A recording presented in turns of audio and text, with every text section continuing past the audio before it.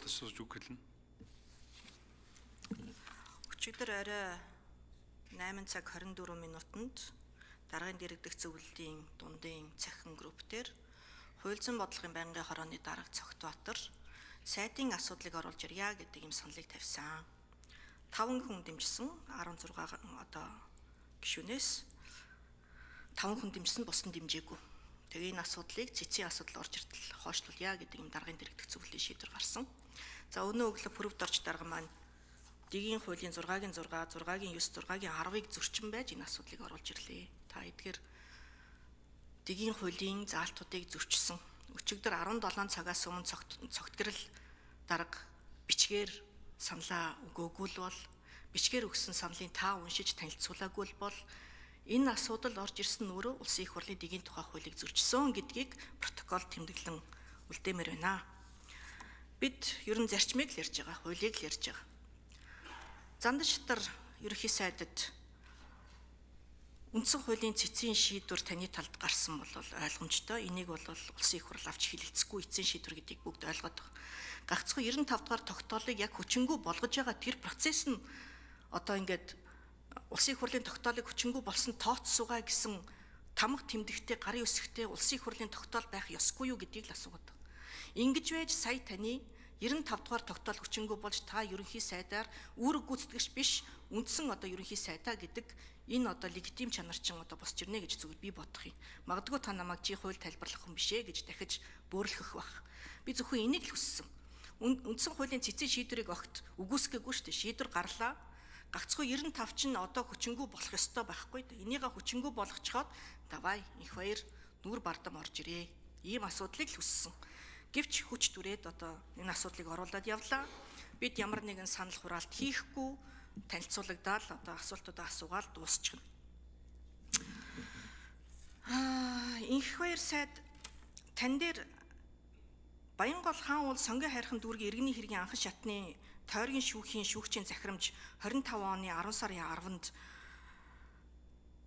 хүний нэр төр алдар хүндэд халдсан, ажил хэргийн нэр хүндийг гутаасан болохыг тогтоож, мэдээллийг тараасан хэлбэрээр няцааж залруулга хийлгэхийг даалгуулах тухай иргэний хэрэг үүсгэсэн байгаа байхгүй. Та энэ иргэний хэрэг үүсгэсэн зарга дээр очсон байгаа юу? Хүлээж авсан уу? Түрүүн над дээр ямар нэгэн гомдол гараагүй гэж хэлсэн та энэ шүүхтэр уг нь ороод нотлох баримтуудаа өгөөд гин буруугүй гэдгийг нотлуулаад гарч ирэх ёстой. Эцсийн процесс нь бол тэндээ орж ирэх ёстой маа гэж би бол ойлгож байгаа. Дарга 1 минутаа авчих уу эсвэл араас нь явах уу? Би уг 1 минутаа авах. 1 минутаа нэмээд өгч. За ер нь бол процесс яаж ихэлсэн юу болж байгаа вэ гэдгийг бол бүгдээрээ мэдэж байгаа. Магадгүй та бүхэн маань залуу гишүүд, эмэгтэйчүүд ер нь их дайрж ийна л гэж хараад байх шиг байна. Хаан шалдан байна гэдгийг нэг залуухан жоохон хүүхдэл хөвгүн хэлдэг штэ үлгэрт. Тэгээ тэр хөвгүн яагаад түүнийг хэлдэг вэ гэхээр айдасгүй байхгүй, айдасгүй. Юу болох үр дагаврыг мэдэхгүй. Үннийг л хэлж байгаа. За бидэнд ч гэсэн чамааг өста байхгүй болгоно гэж өнөөдөр хүртэл занал хийлж байна. Магадгүй бид нар айдасгүй эсвэл барьцаалагдах барьцаагүй байгаа учраас үннийг хэлээд зарчмын талд нэлээд хүчтэй дугарч байгаа бах. Юу болж байгааг хизээ нэгэн цагт хүмүүс ойлгох бахаа л гэж бодож байна. Хаан шалдан байгаа.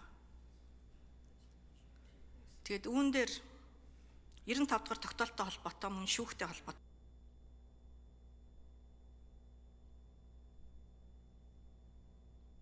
За ерөнхий сайд Гомбочовын Зандан шатар хариулна.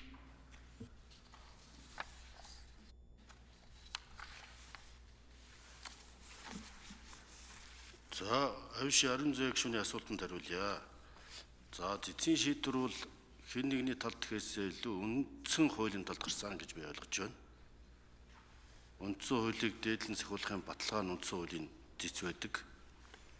Энэ дээр хар дээр цагаанаар үндсэн хуулийн цэцгийн эцсийн шийдвэр гарсан бол залт хүчингү болно гэж заасан. Үндсэн хуулийн 66 дугаар зүйлийн 4-р хэсэгт хууль зарлиг улсын их хурл ерөнхийлөгчийн бусад шийдвэр түнчлэн засгийн газрын шийдвэр Монгол улсын олон улсын гэрээ үндсэн хуульд нийцээгүй гэж үндсэн хуулийн цэц шийдвэр гаргавал зохих хууль зарлиг батламж шийдвэр хүчингүй болно гэж заасан гэж. Тэгэхээр хүчингүй болгоол гэсэн юм зорилго гарсан. Одоо хүчингүй болгоё гэж хэлцээд хянаад шийдвэр одоо улсын хурлаар тогтоол төсөл батлна гэхээс илүү нэг хэрэгжүүлэх гэсэн юм агуулгатай үндсэн хуулийн цэцэн шийдвэр гарсан. Үндсэн хууль өөрөө тэгээ заасан. Үндсэн хуулийн цэг бол тэр хүчингүй гэж заасан. Энэ одоо цэцэн шийдвэрийн бичээстэй байна. Үндсэн хуулийн 70 дугаар зүйлийн 1-д баха. Одоо үндсэн хуульд хууль зарлиг төрийн байгууллага албан тушаалтны бүх шийдвэр бүрнээ нийцсэн байвал зохино гэж заасан. За ийм учраас энэ үндсэн хуулийн асуудал бол тодорхой. Тэгээ ерөнхийлөгчийн хөгжиж хоригч гэсэн тодорхой гэж ойлгож байгаа. Ийм учраас засгийн газар хэвийн үйл ажиллагаа явуулах шаардлагатай байна. Төр ардны эрх шиг тэгж шаардж байна. За харин бидэнд айц байхгүй учраас худал хулгайлын хувийн асуудал байхгүй учраас худалдаа эвлэрэхгүй, хулгайтай эвлэрэхгүй энэ тэмцлийг тууштай үргэлжлүүлэх зайлшгүй шаардлагатай байгаа учраас бид энэ асуудлыг хөндөж гаргаж явж байгаа.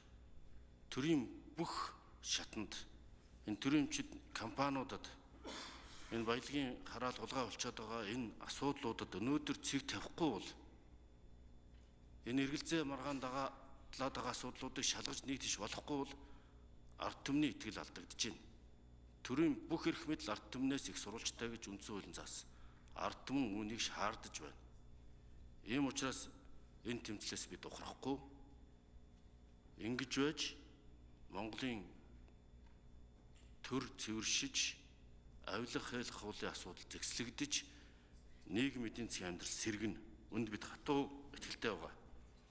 Бид баялагын хулгай, нүүрсний хулгайг дасан зогсоож иж учирсан хохлыг арилгаж гин буруутнуудад хариуцлага тооцож иж далд эдийн засгийг ил тод болгож иж Монгол улсын эдийн засаг сэргэнэ. Ийм учраас энэ асуудал бол бид худал биш хууль үнэ ялах ёстой гэж энэ зарчмаар явж байгаа. Ийм учраас бидний хийж байгаа бүх үйл ажиллагаа зорилго зөв. Бидний тэмцэж байгаа арга хэлбэр зөв.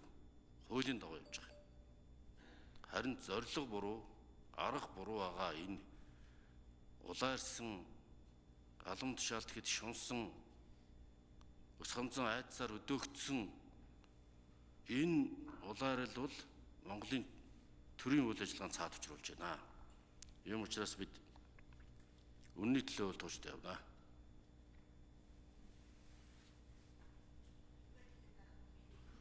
За нэр дэвшигч Баттамрын их баяр гишүүн хариулна. За улсын хурлын даргасан амар эсгэлэн иргэнийхээ хувьд миний биеийг одоо нэр төр халдсан, нэр төрөө сэргийлгийа гэдэг хүсэлтийг иргэний шүүхэд хандсан. За энэ иргэний шүүхийн надад мэдэгдэх хуудас өнгөрсөн 7 хоногийн 5 дахь өдөр буюу одоогоос яг 7 хоногийн өмнө миний гэрт ирсэн, би хүлээж авсан байгаа. Энэ бол иргэний хэрэг гэж амар уйсгалан гомдол гаргасан. Амар уйсгалын энийг гэмт хэрэг гэж үзэж ерөөсөө цагдаад чандаагүй өөр хуулийн байгуулалт хандахгүй байгаа. Яагаад? Өөрөө айж байгаа. Хэрвээ гэмт хэрэгт намайг үтгэлээ гэж эрүүгийн журмаар өгөх юм бол хууль хяналтын байгууллагад өөртөө нотлох баримтыг цуглуулах ажиллагаа хийдэг байхгүй. За аюушин ариун зай гишүүн нэмж тодруулъя. За яг вэ. Шүүхийн аль шатанд нь ямар гомдол гаргах нь өөрөө бас ялгаатай байдаг юм байна гэдгийг ойлголоо. Зарим шүүхийн нь бол тавл тоодог юм байна, зарим нь бол одоо чухал гэж үздэг юм байна. За хууль ч гэсэн ер нь өөр хүнд өөрөөр үйлчилдэг юм байна гэдгийг бол үндсэндээ харж байгаа. 2019 оны үндсэн хуулийн нэмэлт өөрчлөлтийн дараах хөрөлсөх ерөнхий сайдын өөрөө огцрох хүсэлтийг дэг байхгүй байгаа учраас 32 одоо гишүүн одоо тухайн үеийн нөгөө гишүүдийн тоогоороо өргөн барьсантай огцруулах бичиг өргөн барьсантай адилтсан үзэж дэгээр явъя гэдэг саналыг Бямц цогц сайд тухайд гаргаж ирсэн. Ингээд тэмдэглэл нь байгаа юм. Яг адилхан зарчмаар яг адилхан л асуудал явсан. Хуралдааныг та удирдсан. Тэгээ яг адилхан үг өсгөхтэй, яг адилхан зарчим нь явж байхад эмэгтэй дарга маань буруутаад зандаа шатар дарга маань тэгээд зөвтгөөд явдаг юм бэлээ. Тэгэхээр хууль өөрөөр өөрчилдөг гэдгийг ойлгосон. За. Ерөнхий сайд Гомчовын Занданшитар хариулна. Ариун зэ гишүүнээ энийг би маш тодорхой нэг тань тайлбарлая гэж бодож байна. Та анхааралтай уншаарай. Ойлгохыг хүсье. Ерөнхий сайд хүрэлцэх тухайн үед гишүүдийн саналаар биш. 4-1-ээс дээш гишүүдийн саналаар биш. Өөрийн хүсэл дээр огцох хүсэлтэй тавьсан. Үндсэн хуульд нийт гишүүдийн 4-1-ийн санал гаргасан, огцруулах санал гаргасан бол уг саналаар санал руу явуулахаар зохицуулсан. Өөрийн хүсэл дээр гэж байна. Тэгэхээр өөрийн хүсэл дээр санал гаргасан хүнийг огт гаргаагүй гишүүдийн санал хураалтаар санал хурааж болохгүй байсан учраас байнгын орон дээр гормын санал гаргаж шийдвэрлсэн. Ойлгож байна уу? Яаж адилтахын нэг нь гишүүдийн саналаар огцох процесс, нөгөөх нь нэг нь одоо нийт гишүүдийн 4-1-ээс намайг огцруулах санал гаргацсан. Хүрэлцэх дарга чинь өөрөө огцрох хүсэлтэй өгсөн. Өөрөө огцрох хүсэлтээр гэсэн үндсэн хуулийн заалт байхгүй. Тэрүүгээр өөрийнх нь хүсэлтээр санал хураалт явуулах заалт. За гүйцэж яриулъя. Тэгэхээр одоо Тимээ Ямаярыг адилгаж үзэх гээд байгаа чинь л би гайхаад байгаа юм. Ариун зэ гишүүнээ. Нэг нь өөрийнхөө хүсэлтээр огцорж байгаа процесс. Өөрийнхөө хүсэлтээр огцорж байгаа хүнийг гишүүдийн саналаар санал хураалт яаж явуулж болох юм бэ? Гаргаагүй гишүүдийн санал хураалтаар явуулах ёстой гэж таашах гэж шаардаад байх юм. Эн чинь жинхэнэ давхар стандарт одоо нэг давал стандарт. Өөрөө огцрох санал гаргацсан хүнийг за чамайг гишүүдийн саналаар санал хураалт болгож огцруулах гэх юм. Өөрийнх нь саналаар санал хураалт явуулж болохгүй байсан учраас байнгын орон дээр гормын санал гаргаад түүний гормын саналыг байнгын орны гишүүд дэмжиж дэгд байхгүй зохицуулалтаар шийдвэрлэж авсан. Тэр үед 76 гишүүнтэй байсан парламентын дэг бас өөрөө огцрох санал гаргасан энэ хоёр шал өөр прецедент жишгийг одоогийн гишүүдийн олонхын саналаар гаргаж явна гэсэн 126 гишүүнтэй парламентын дэгдтэй авчирч мөргүүлээд шал Тимээ Ямаярыг харьцуулаад нэг одоо өндрөөр хаалгаар гарах хэрэгтэй гэж шаардаад байгаа чинь өөрөө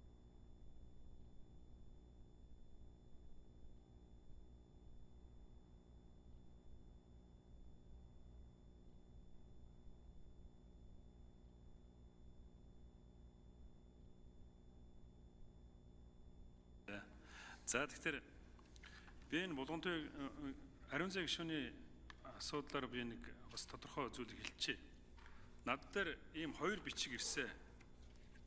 Энэ бүлгийн даргыг чөлөөлөх тухай Жаданбын Батэрднийг улсын хурлын хурлдах Монгол Ардын намын бүлгийн даргаас даргын үүрэгт ажиллаас чөлөөсгөө. Нөгөөх нь бүлгийн гишүүдийн олонхын саналаар жигждийн батчиргалыг улсын хурлдах Монгол Ардын намын бүлгийн даргаар сонгосгоо гэдэг. Ийм хоёр бичгэрсэн байгаа. Тэгээ энэ дээр нь хуулийн дээр нь 36 гишүүн гар үсэх зурсан байна. Тэгэхээр энэ нэгд өдөр бүлгийн хурал болох ёстой. Би энийг өнөөдөр танилцуулахгүй. Ер нь бол та бүхэн хоорондоо бас энэ бүлгээ бүрэн бүрэлдэхүүнээр хуралдуулаад бүлгийн дарга албан ёсоор одоо сонгоод хүрээдрээ би тэгэнгүүт одоо уншаад танилцуулахад бэлэн байна гэдгийг хэлье. Бас энэ нэг хэсэг хүмүүс нь энийг танилцуулах юм бол нэг хэсэг хүмүүсийн одоо эрхийг зөрчих ийм асуудал гарч байна. Тийм учраас энэ нэгд өдрийн хуралдаанаараа энэ бүлгийн даргын асуудлаа шийдвэрлээрэй гэж хүсье. За одоо Даваагийн Цогтбаатар гишүүн асуулт асуув. Үг хэл. За та бүхэнд энэ өдрийн мэнд хүргье. Энэ ерөнхий сайд орж ирсэн учраас би нэг захиас бас нэг ярианыхаа өмнө захиж хэлэх гэсэн. 2-3 хоногийн өмнө энэ сангийн сайдны хэвлэлийнхнийг цуглуулж хагаад багш нарын цалин нэг 2 сая гарцсан байна, 3 сая гарцсан байна гэд нэлээд хангалуун цалин аваад байгаа юм шиг худлаа яриад байлээ. Яг өчигдөр бол жишээлхэд Баянгар аймгийн номгон сургууль болон бусад сургуулиудаас багш нар над руу маш олнороо мессеж өгч байна. Гар дээрээ сая 200 мянган төгрөг авч чинь, сая 400 мянган төгрөг авч чинь, цалин нэмэгдүүлээд өгөөч гэж гуйж байна. Тэгэхдээ багш нартай хандаж хэлэхэд цалин нэмэгдэх асуудал дээр улсын хурлын гишүүд бол багш нарынхаа талд буюу цалин нэмүүлэх талд байгаа шүү. Тийм учраас аль болох энэ ажил хаях асуудлаа нэг талд нь хурдан гаргаад хүүхдүүдтэй эрдэм боловсруулах ажилдаа анхаараарай гэж захиж хэлэх гэсэн. За тэгээд энэ сайдад нэр дэвшигч их хоёр гишүүнээс асууя. Энэ улсын хурлын дарга байсан Амар Баясгалан дарга бол хэвлэлийн урал хийхдээ хийлсэ. Монгол Ардын намын тодорхой нэр бүхий гишүүд тойрд сууж агаад сэтгүүлчийг ялалдаг байдлаар яриа яригдчихсан гэж энэ үнэн үү? энэ бас маш хариуцлагатай яриа яригдсан гэж би бол бодож байгаа. Танаас бас маш хариуцлагатайгаар хариулт хүлээж байна энэ дээр. За хоёрдугаарт нь Монгол Ардын намын өмнөх дарга ерөнхий сайд авилгатай тэмцэх газрын даргыг санал болгож томилуулсан. Гүйцэтгэх засаглал өөрөө авилгатайгаа тэмцээд авилгатай тэмцэх газрыг санал болгож даргын санал болгож томилуулдаг энэ нөхцөл байдал авилга буурахгүй байна гэж би бол харж байгаа. Тэгээ тийм учраас авилгатай тэмцэх газрын даргыг улсын хурлаас санал болгоод томилдог байдал руу шилжүүлэх тал дээр та бүхдийн байр суурь ямар байгаа вэ? Тэгэхгүй одоо энэ сүүлийн одоо 10-аад жил завсаргүй засаглаж байгаа Монгол Ардын намын цүн хүчингүүд төрөөр дүүрсэн, дунд шатаар дүүрсэн, энэчээ бүх авилгал үүсдэг болсон. Энэний одоо энэ толгой нь гарч ирээд энэ Монгол Ардын намынхаа хоорондоо авилга чухалгаач биш мөн гэж хэрэлдээд байгаа. Энэ дээр та бүхдийн бас нэг байр суурийг сонсох гэсэн. За тэгээд дараагийн дугаарт нь энэ өмнөх засгийн газрын хууль зүйн сайдаар ажиллаж исэн оюун сайхны алтан гэрэл сайд энэ хөрөнгө хураах хуулийн төслийг 2025 оны 5 сард өргөн барьсан. Энэ хуулийг батлах уу ерөнхий сайдаа, хууль зүйн сайдаа нэр дэвшигчээ. За тэгээд эцэст нь болохоор одоо энэ төр дүүсээд байгаа, засаг дүүсээд байгаа энэ хямрал бол энэ танаа намын буюу Монгол Ардын намын энэ баг хурлын шийдвэрээс болсон. За тэгээд энэ асуудлууд дээр ч одоо энэ даргийнхаа сонгуулиас боллоо гэдэг асуудлууд яригдаад байгаа. Энийг одоо нэг талтан цэгцлээд үндсэн хуулийн цэцэн шийдвэрч гарчлаа. Одоо хэдүүлээ энэ урагшаа хараад цалинны мөлий гэж байгаа төрийн албаагч зөвхөн багш эмчнэр биш бүх төрийн албаагч нар ер нь цалингийн хүнд нөхцөлд ажиллаж байгаа. Энэ цалингийнхаа нэмэгдлийн асуудлуудыг яриад утаа боллоо, үйл боллоо, хүүтэрлээ. Одоо энэ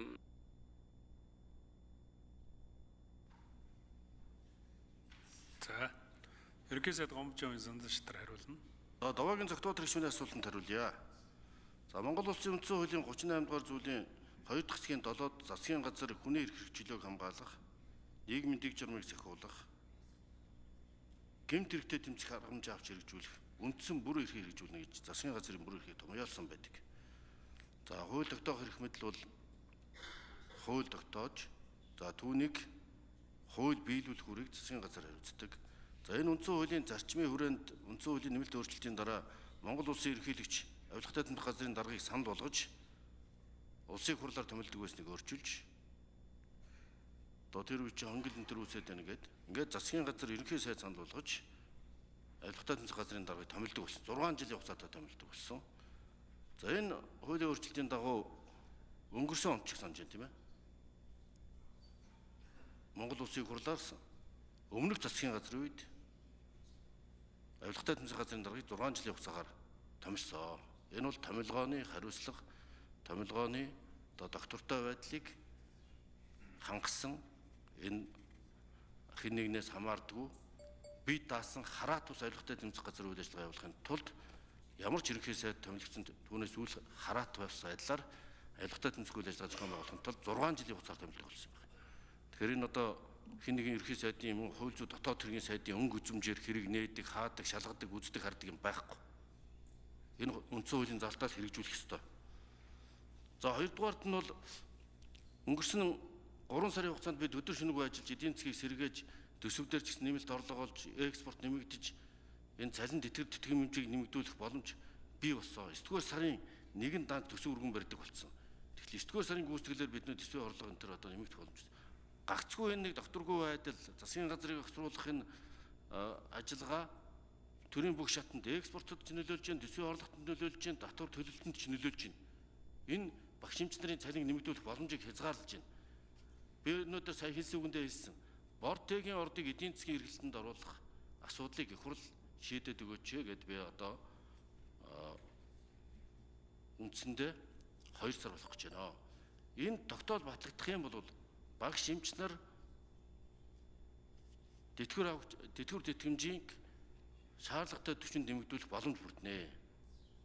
Энэ авилга нүүрсний хулгайтай тэмцэний үр дүнд бид цалин тэтгэвэр тэтгэмжийг нэмэгдүүлнэ. Шаардлагатай бол төсвийн тодтол хийнэ.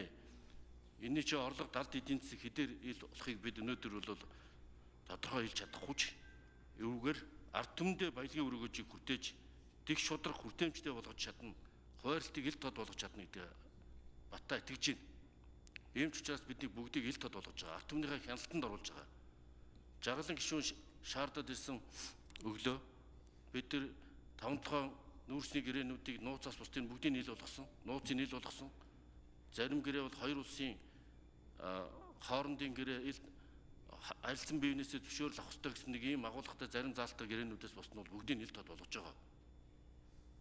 Ингэжээж бид ил тод байдлыг хангаж ээж эдийн засгаас эргэж чадна. За ийм учраас энэ баялагын хараал хулгайтай тэмцэх ажлыг бол бид зогсоочлохгүй, харин их хурл дэмжиж хамтарч ажиллах хэрэгтэй гэж би бодож байгаа. Ингэжээж Монгол улс сэргэн хөгжинэ. Өнөөдөр бүх шатанд ямар хэмжээний хүнд зуртал чирэгдэл авилгал нуугдаад байгаа вэ гэдгийг ард түмэн шүүмжилж ярьж шít. Яаж бизнес эрхлэгчдэд хүндрэлтэй чирэгдэлтэй болгоод байна. Энэ жишгээс хойш бүх түвшинд анхааруулах.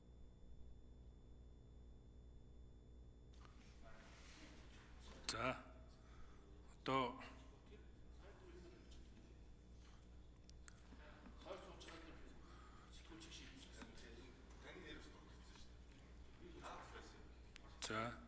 За энэ нэмж ерөнхийдөө хариулъя. За ер нь тэгээд тийм болчмгүй ер нь ингээд хэдэн хүн тойр сууж хагаад шүүхийн шийдвэр ярьдаг. Би лав амьдралдаа үзээгүй. Мэдээж их хурал дээрч энгийн төвшөндч хэвлийн эрхчлөөг хамгаалах, сэтгүүлчдийн эрх хэрэгчлөөг хамгаалах, иргэдийн үзэл бодлоо чөлөөтэй